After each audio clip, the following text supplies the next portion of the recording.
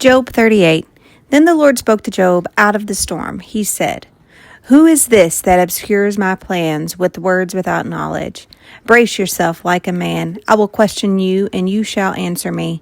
Where were you when I laid the earth's foundation? Tell me if you understand.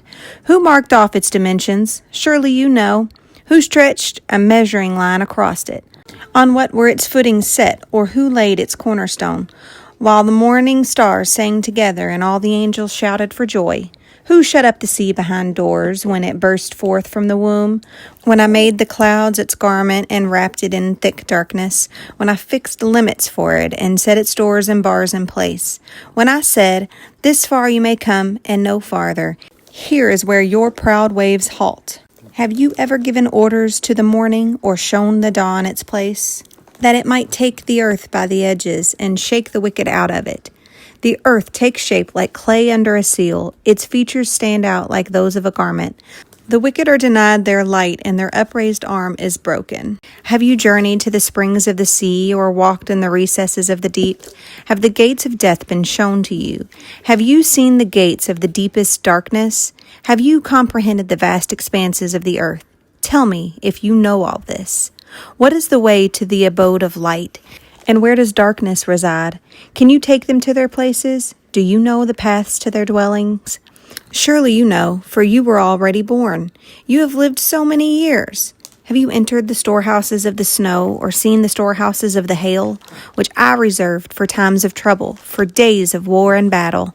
What is the way to the place where the lightning is dispersed, or to the place where the east winds are scattered over the earth? Who cuts a channel for the torrents of rain and a path for the thunderstorm, to water a land where no one lives, an uninhabited desert, to satisfy a desolate wasteland and make it sprout with grass?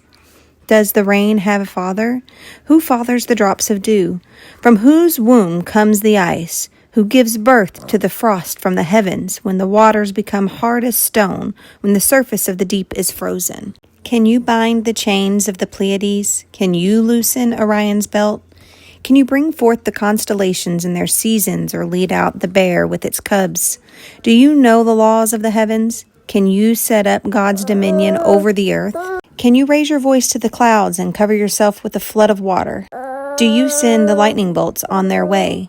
Do they report to you, 'Here we are'? Who gives the ibis wisdom, or gives the rooster understanding? Who has the wisdom to count the clouds? Who can tip over the water jars of the heavens when the dust becomes hard and the clods of earth stick together? Do you hunt the prey for the lioness and satisfy the hunger of the lions when they crouch in their dens or lie in wait in a thicket? Who provides food for the raven when its young cry out to God and wander about for lack of food? Chapter 39. Do you know when the mountain goats give birth? Do you watch when the doe bears her fawn? Do you count the months till they bear? Do you know the time they give birth? They crouch down and bring forth their young. Their labor pains are ended. Their young thrive and grow strong in the wilds.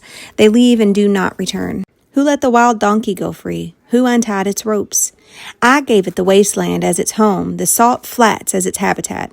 It laughs at the commotion in the town. It does not hear a driver's shout. It ranges the hills for its pasture and searches for any green thing. Will the wild ox consent to serve you? Will it stay by your manger at night? Can you hold it to the furrow with a harness? Will it till the valleys behind you?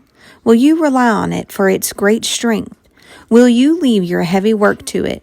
Can you trust it to haul in your grain and bring it to your threshing floor? The wings of the ostrich flap joyfully, though they cannot compare with the wings and feathers of the stork.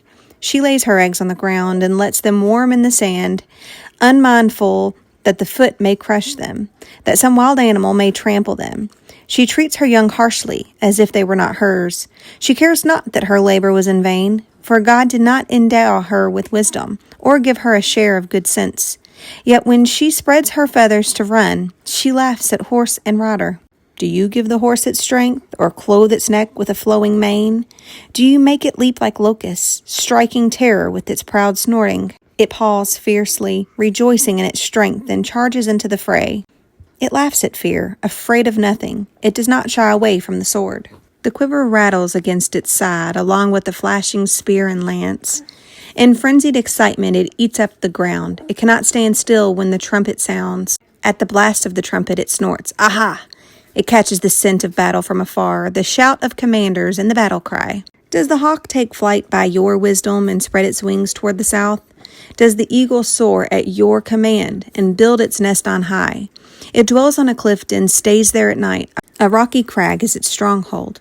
From there it looks for food, its eyes detect it from afar. Its young ones feast on blood, and where the slain are, there it is.